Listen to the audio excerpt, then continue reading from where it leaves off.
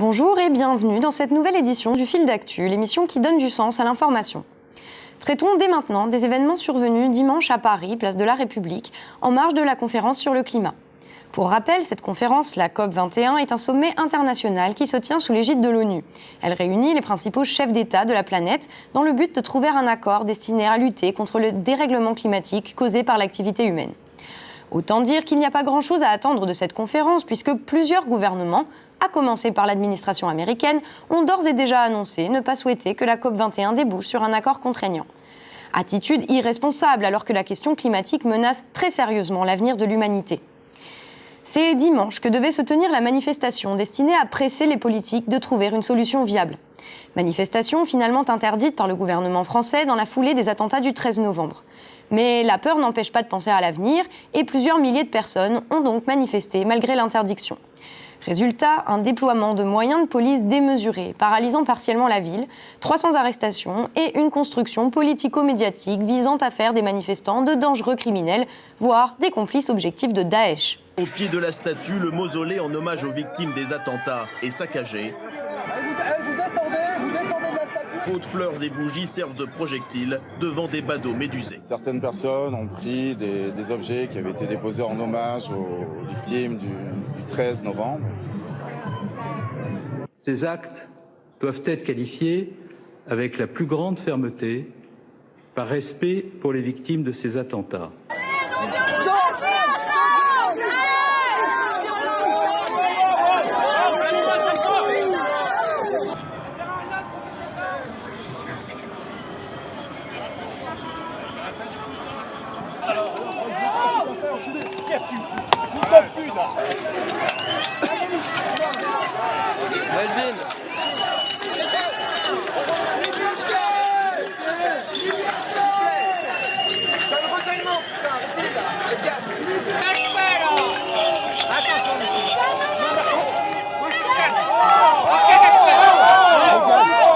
Mais au-delà des faits, beaucoup de questions se posent. Cette histoire absurde n'est-elle pas qu'une tentative de déresponsabiliser ou d'infantiliser les citoyens ? Quel autre sens donner au fait de tenter d'empêcher les inquiétudes quant à l'avenir et aux politiques menées de s'exprimer ? La société est aujourd'hui malade de l'absence de perspective collective. Interdire aux gens de se retrouver, de s'exprimer sur les grands enjeux de société, n'est-ce pas la même chose que de dire « ne vous occupez surtout pas de politique » ? N'est-ce pas renforcer les problèmes existants, là où, à l'inverse, l'implication de chacun est nécessaire ? Les manifestants, des jeunes pour la plupart, incarnent l'espoir. Leur volonté de prendre part au débat public est exemplaire. Alors, pourquoi les traiter comme des criminels ? Cette opération politicienne a-t-elle un autre but que d'affirmer par la force la puissance d'un gouvernement qui sent chaque jour sa légitimité se diluer un peu plus, faute de répondre aux problèmes des gens ? Le but n'est-il pas tout simplement d'étouffer toute voix discordante, d'empêcher les citoyens de se mêler de la vie en collectivité ? Pourquoi imposer aux Parisiens le bouclage de tout un quartier alors qu'aucune raison de sécurité ne le justifie, sinon pour faire peur et construire de toutes pièces un ennemi intérieur qui permettrait de masquer habilement les échecs réels des gouvernants ? Toutes les dispositions ont été prises par mes soins pour que l'état d'urgence soit respecté dans ses principes. Et pour ce qui concerne les militants écologistes, il n'y en a eu aucun d'assigné. Ceux qui ont été assignés, ce sont des individus violents. C'est leur engagement qui a valu à ces jeunes femmes une perquisition administrative jeudi. Une intervention dont Marie dénonce la violence. Ils rentrent armes au poing, fusil à pompe, nous mettent au sol et nous menottent et on reste dans cette situation pendant une demi-heure jusqu'à temps qu'ils nous disent qu'on est assigné à résidence. Amélie et Marie se définissent comme de simples militantes. La préfecture, elle, craint qu'elles participent à des actions violentes et les assigne à résidence jusqu'au 12 décembre, fin de la COP21. Si vous avez un emploi, si vous avez n'importe quelle activité, si vous voulez voir des amis, si vous voulez aller faire la fête le soir, en vrai, c'est plus vous qui décidez de comment vous voulez mener votre journée. Pourquoi gaspiller des sommes colossales dans des opérations de police démesurées, alors que l'argent public pourrait servir à lutter contre le dérèglement climatique ou contre les causes du terrorisme ? Pourquoi, sinon, pour effrayer et diviser les citoyens, afin de pouvoir continuer tranquillement à mener des politiques inefficaces et irresponsables ? Nous comptons sur vous. Мы рассчитываем на вас. Contamos contigo. إننا نعول عليك. 我们对您寄予厚望。 Contiamo su di te. Nous comptons sur vous. We're counting on you. Qui sait ? Peut-être que, malgré les beaux discours, les gouvernants n'ont pas forcément envie que nous perturbions leur jeu en nous mettant à penser par nous-mêmes. et que les firmes multinationales qui financent la COP21, elles-mêmes grandes productrices de gaz à effet de serre, ne sont pas forcément celles qui seraient les plus ravies par un accord contraignant obtenu sous pression des citoyens. Faisons maintenant un saut dans le temps. On parle de Daesh partout, on parle de détruire l'État islamique, mais au fond, sait-on comment cette organisation est devenue si puissante ? Essayons de comprendre sa genèse afin d'envisager une riposte efficace. En effet, Daesh est apparu dans le chaos suivant la guerre américaine en Irak, suite à la gestion catastrophique de l'ère post-Saddam Hussein par les États-Unis et leurs alliés sur place. Le régime de Saddam Hussein était dominé par les sunnites, une branche de l'islam représentant environ 20% des habitants de l'Irak. Le régime opprimait ses opposants, kurdes et chiites, ces derniers représentant 60% de la population. Les chiites ont formé des milices pour combattre Saddam Hussein, soutenus par les États-Unis et l'Iran. Majoritaires, ils ont été placés à la tête du gouvernement après l'intervention américaine à partir de 2005. Le gouvernement irakien a alors entrepris de purger l'État des anciens du régime de Saddam Hussein, ce qui revenait en fait à écarter tous les sunnites. Cela a mené en particulier à des dizaines de milliers de licenciements d'enseignants, de fonctionnaires locaux ou d'administrateurs. Plus grave encore, la totalité de l'armée irakienne, c'est-à-dire 500 000 soldats, a été tout simplement virée du jour au lendemain et remplacée par une nouvelle armée formée des anciennes milices chiites. C'est là que tout bascule en 2005 et 2006.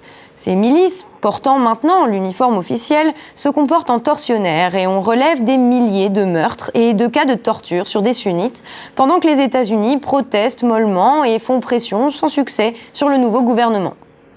La population sunnite prend alors peur et commence à redouter l'État officiel, une guerre civile est sur le point d'éclater. C'est sur ce terreau que des clans provinciaux et des groupes djihadistes proches d'Al-Qaïda se regroupent petit à petit avec le soutien de la population sunnite paniquée et prête à se livrer à n'importe qui pour échapper aux chiites. Le leader de cette coalition djihadiste, Abu Musab al-Zarqawi, leader d'Al-Qaïda en Irak, joue alors l'attention et attaque des sanctuaires religieux chiites pour provoquer une réponse exagérée de ces derniers. Et cela fonctionne très bien. Face à la violence chiite, les djihadistes sunnites se regroupent dans ce qui est maintenant Daesh. Le pire se produit alors, Daesh devenant une force importante, un certain nombre d'anciens soldats et officiers de Saddam Hussein, sunnites, s'y rallient et apportent leur expertise. Daesh se consolide et finit, en 2014, par prendre Mossoul devant l'armée irakienne en déroute. Ils mettent alors la main sur un arsenal de blindés et d'armes lourdes livrés par les États-Unis aux chiites que les anciens soldats de Saddam Hussein savent manipuler. Ce sont ces armes lourdes qui serviront quelques semaines plus tard en Syrie, à Kobané par exemple. Le problème politique irakien n'est toujours pas réglé et le conflit entre sunnites et chiites est un moteur important de l'essor de Daesh. En permettant à ses alliés chiites de détruire tout l'appareil d'État existant et de s'accaparer de l'armée, en permettant à ces mêmes alliés de se venger sur des innocents, les États-Unis ont poussé les sunnites d'Irak dans les bras de Daesh. Peut-on vraiment encore croire que des frappes aériennes sur les civils de Raqqa en Syrie vont les désolidariser de l'État islamique, alors que ce sont précisément les frappes occidentales qui ont permis à Daesh de grandir ? On peut se poser sincèrement la question, et nos dirigeants pourraient faire de même. Société maintenant. Vous pensiez peut-être que ce vendredi était un jour ordinaire. Eh bien, vous aviez tort. Car ce vendredi, c'était le Black Friday. Le Black Friday, c'est quoi ? Une opération commerciale venue des États-Unis et en phase d'importation dans notre pays qui se déroule le lendemain de Thanksgiving.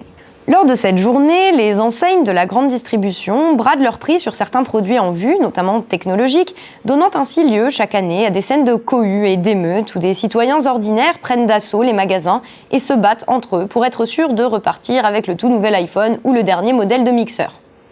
De nombreux blessés sont à déplorer chaque année, le summum du tragique ayant été atteint en 2008, avec le décès d'un employé de Walmart de 34 ans piétiné par la foule.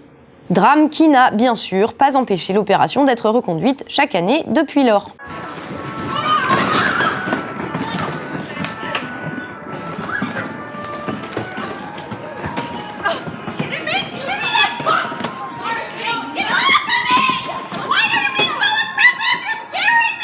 Si ce type de folie collective provoque souvent l'incrédulité lorsqu'elles sont évoquées dans les médias, nous aurions cependant tort de nous limiter à moquer et condamner les consommateurs.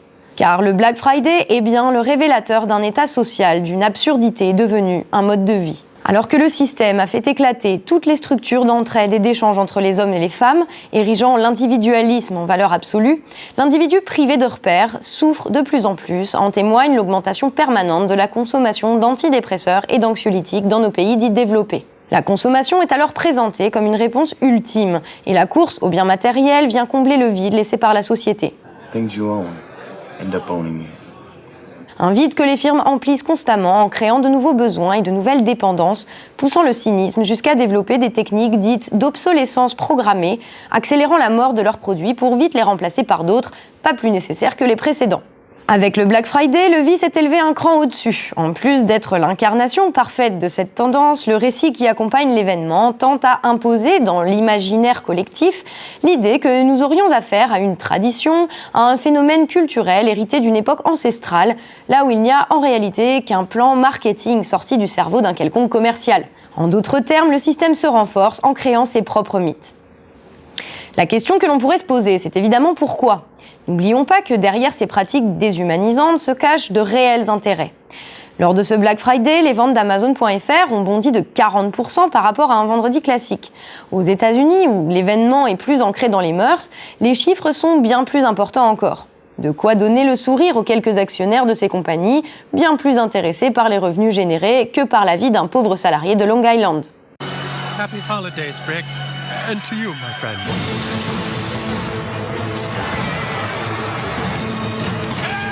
Et nous touchons là au fond du problème. Le consumérisme à l'extrême n'est pas que la dérive d'un système. Il est dans la logique même d'un système où le profit sans limite de quelques-uns passe avant le bien-être de l'immense majorité. Est-ce ce modèle-là, aujourd'hui omniprésent, que nous voulons pour l'avenir ? À l'heure du dérèglement climatique, ce modèle a-t-il seulement un avenir ? Si tel n'est pas le cas, c'est maintenant à chacun d'entre nous d'agir pour faire fleurir une autre vision du monde. C'est tout pour aujourd'hui, merci de nous avoir suivis, n'hésitez pas à liker et à partager cette vidéo autour de vous. On se retrouve la semaine prochaine pour un nouveau numéro du Fil d'Actu. Salut et à la semaine prochaine.